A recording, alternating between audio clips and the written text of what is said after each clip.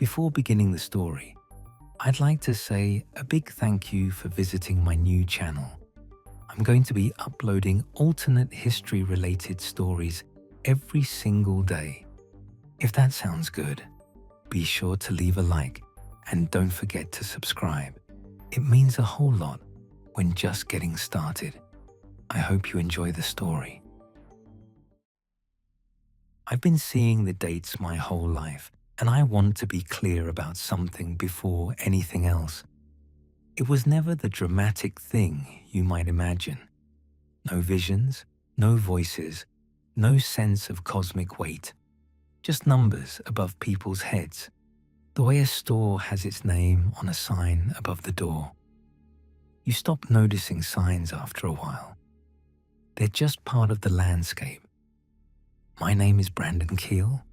I'm 38 years old, and I paint houses for a living. Residential mostly, some commercial. All of it solo because I've found over the years that working alone suits a person who processes the world slightly differently than most.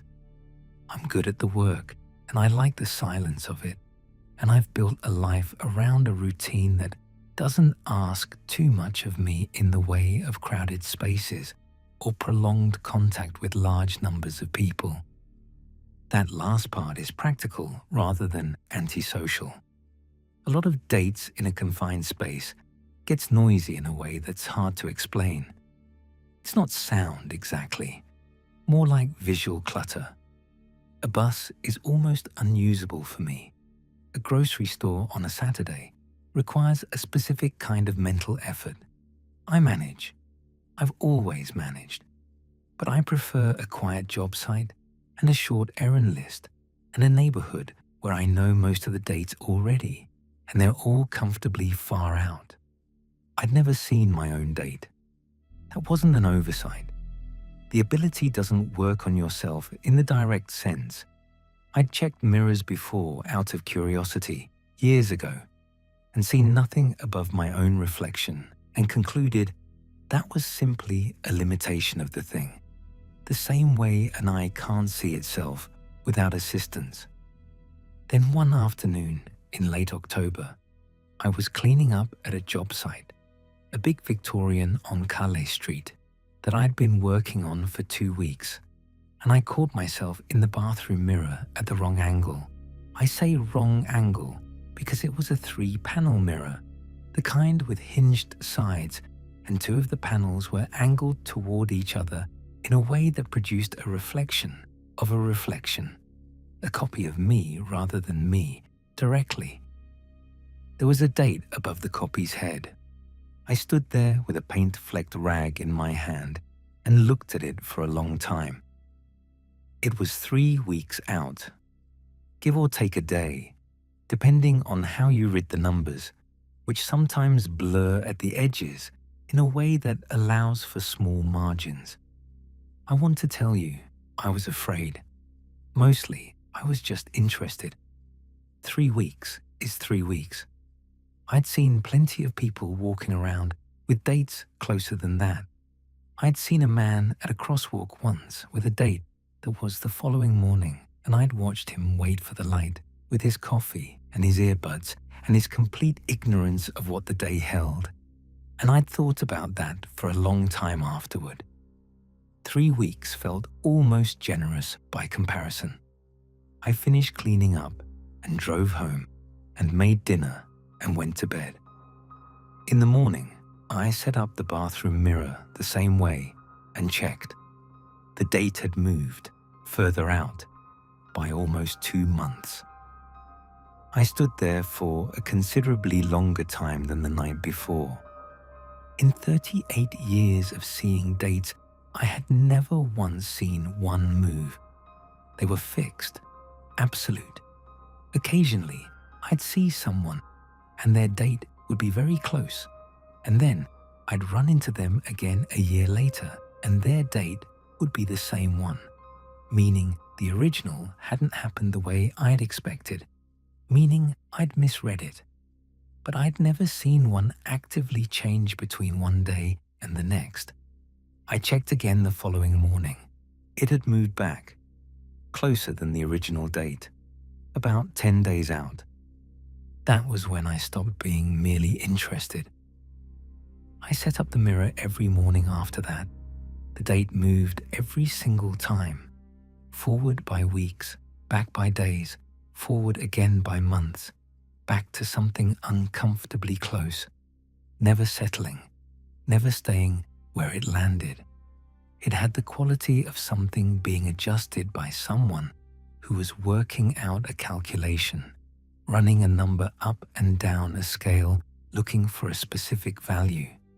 I started paying attention to my surroundings in a more deliberate way.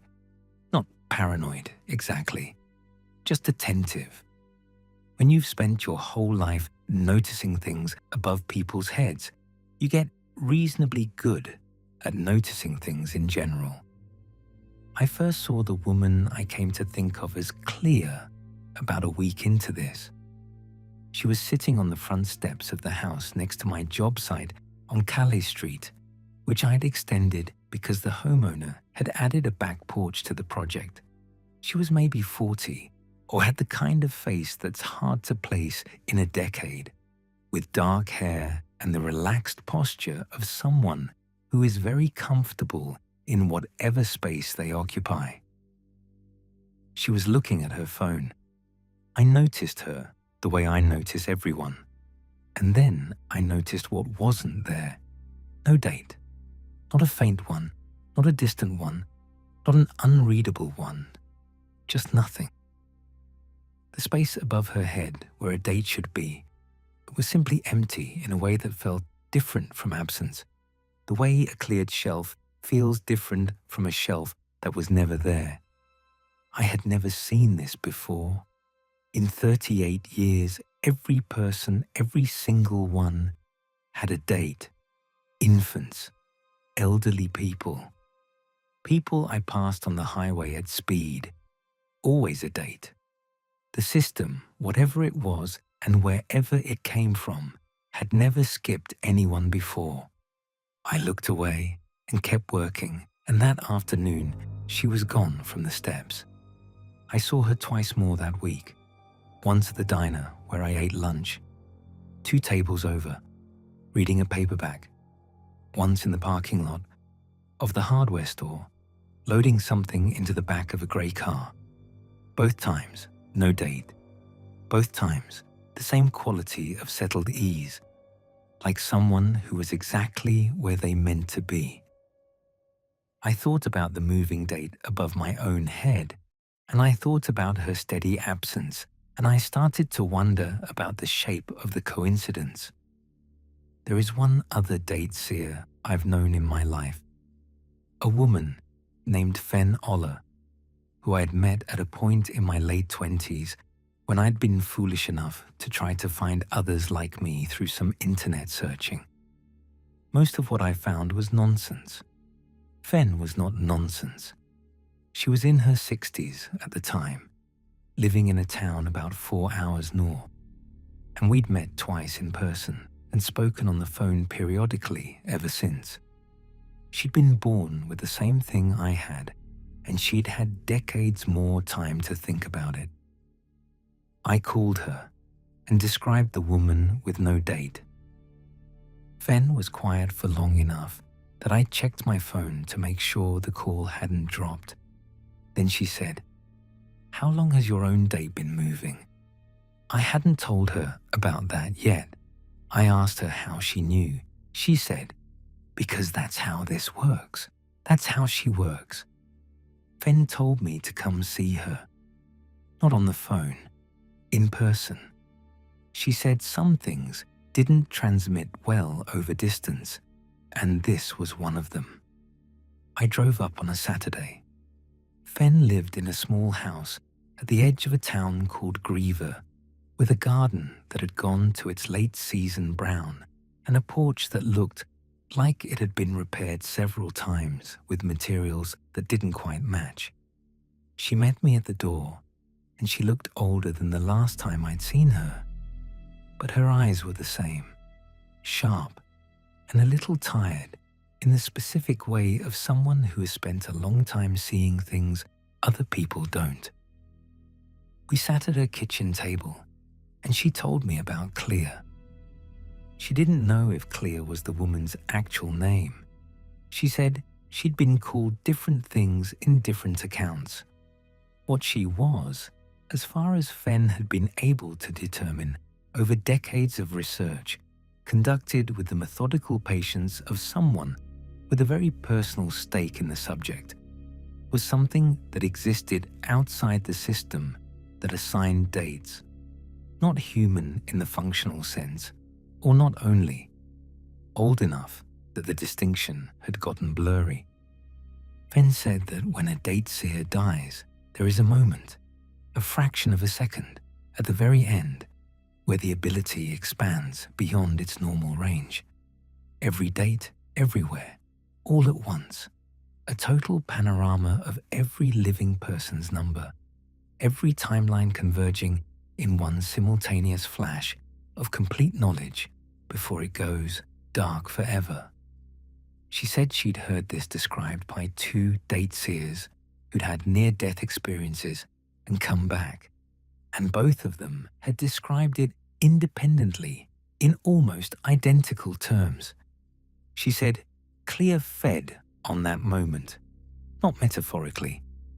Fen believed she actually consumed it, the way a person consumes a meal, deriving something necessary from the specific quality of a date seer's death flash.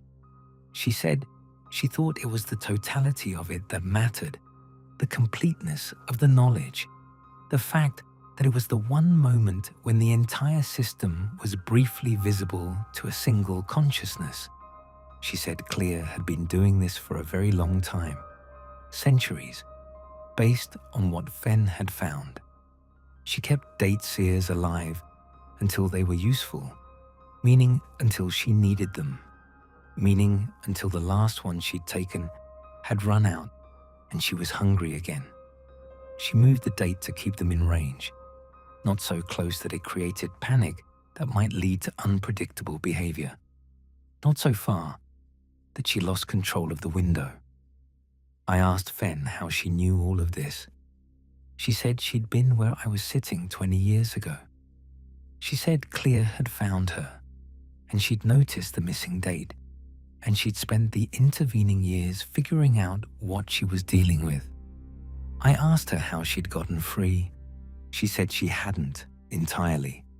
She said Clea had moved on from her at some point, found someone else to manage, and eventually Fen's date had stopped moving and settled into the fixed number she saw now every morning in her mirror. She said she didn't know why Clea had moved on, only that she had, and she'd spent the years since then trying to understand the mechanics well enough to help whoever Clea found next. She looked at me with those tired, sharp eyes. She said, "I think I was the rehearsal. I think you're the one she actually wants." I drove home in the dark and didn't listen to the radio and thought about everything Fen had said in the concentrated way you think about things when you can't afford to stop thinking about them. The leverage problem was this. Clea was controlling my date. As long as she controlled it, she controlled how long I had, and she could keep me in her window indefinitely. The only way to remove that control was to get someone else to move my date so far outside her range that she couldn't pull it back. But Fen was the only person I knew who had any ability to affect dates, and I didn't know if that was actually within her capability. I called her the next morning. I asked her directly, could she move my date forward far enough to close Clea's window? Fen said she'd been working on that question for 20 years. She said she believed she could. She said she'd taught herself to make small adjustments over the years, careful ones, never more than she could account for. She said pushing a date as far as I was describing was a different order of magnitude, and and she didn't know what it would cost. I told her about the 3-panel mirror. I told her the date was back to 11 days out as of that morning. She said she'd do it. She said to come back to Griever. I drove up the following Thursday. Fenn's kitchen table again. Same mismatched chairs. Late afternoon light coming flat through the window. She'd prepared something in advance. Though I didn't fully understand the mechanics of what she was doing, and I'm not sure I would have understood even if she'd tried to explain it more clearly.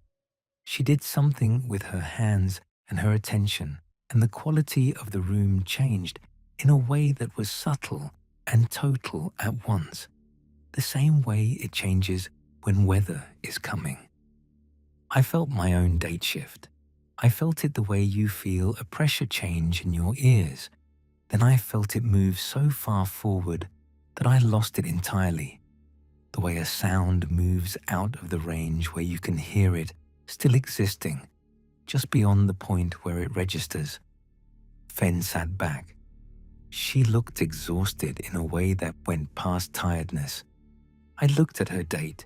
It had moved closer, not dramatically, but measurably. She saw me looking and gave a small, resigned nod. I told her I was sorry. She said, "It's a fair trade. Go home, Brandon." I drove home and set up the mirror. Nothing above my head. No date at all. The same empty space I'd seen in the mirror my whole life before that October afternoon. Back to the baseline, except the baseline had changed because now I knew what it meant and I knew what it had cost. Clea was gone within 2 weeks. I mean, she stopped appearing. The steps next door, the diner, the hardware store parking lot, all of it cleared. I had no way to confirm what that meant for her or whether she'd simply moved on to someone else somewhere else. And I've spent a fair amount of time trying not to think about that second possibility. I went back to work. The Victorian on Calais Street had 2 more weeks left on it, and I finished the job and sent the invoice and moved on to the next one. The thing I haven't mentioned until now, the thing I've been working up to since I started writing this, is what Fenn warned me might happen and what I told her to do it anyway without fully accounting for. I can't see the dates anymore. Not mine, because I never could in the direct sense. Everyone else's. All of them gone. The numbers above heads that had been background noise my entire life. The landscape I'd navigated by without ever choosing to, just gone. The same way a sound you've always lived with suddenly stops and the silence is louder than the sound was. I walk through grocery stores now and buses and crowded job sites, and there's nothing above anyone. Just people, just faces, just the ordinary visible surface of things. I've thought about whether Fenn took it as part of the cost, deliberately or otherwise. I've thought about whether moving my dates so far out of range disrupted the ability that was attached to it. I've thought about whether Clea took something on her way out, a consolation for losing her window. I don't know which one it was. I called Fenn twice in the months after. She answered the first time and we talked briefly, and she seemed all right, or all right enough, tired but steady. She didn't answer the second time and her voicemail was full. I drove up to Griever on a Sunday about 6 weeks ago. The house at the edge of town was empty, garden fully dead, which was expected for the season. Porch repairs still mismatched. Nobody answered the door. I don't know what her date said at the end. I hadn't been able to see dates for 2 months by then. I drove home. I prepped the next job. I got up the next morning and made coffee and stood at the bathroom mirror for a moment. same as I always do now, even though there's nothing to see. I keep doing it because old habits are hard to stop, because the ritual of it is the last piece of something I carried my whole life, because some mornings the space above my reflected head feels like it might resolve into something if I look long enough. It never does, but I look anyway.